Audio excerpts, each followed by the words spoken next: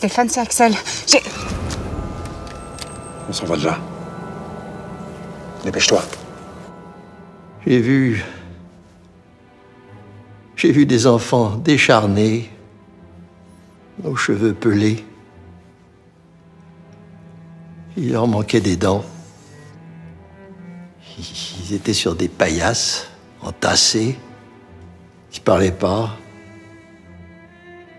Puis il y avait aussi une table qui portait des marques de traces brunes, comme du sang séché. Puis il y avait des instruments de médecine, de toutes sortes.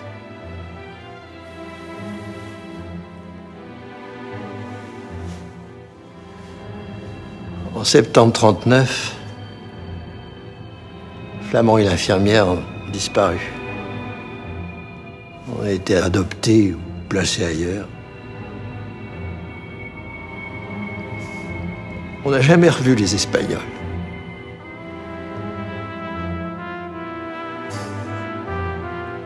Moi, je sais où ils étaient. C'était des enfants.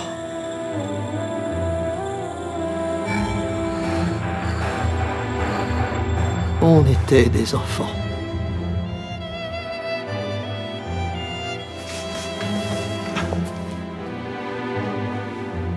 Il y avait des enfants parmi les réfugiés de la guerre d'Espagne. Des enfants seuls, livrés à eux-mêmes. Des familles séparées à la frontière. Des parents tués. Il y avait de tout.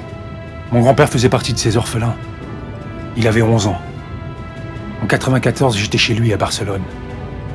On regardait un documentaire sur les nazis réfugiés en Amérique du Sud. On a vu un vieux beau qui souriait à la caméra. Mon grand-père l'a aussitôt reconnu. C'était un dénommé Flamand, un médecin, qui se pavanait au soleil avec un de ses copains. Mon grand-père m'a tout raconté, et puis il est sorti calmement. Il est allé chercher son fusil de chasse et il s'est tiré une balle.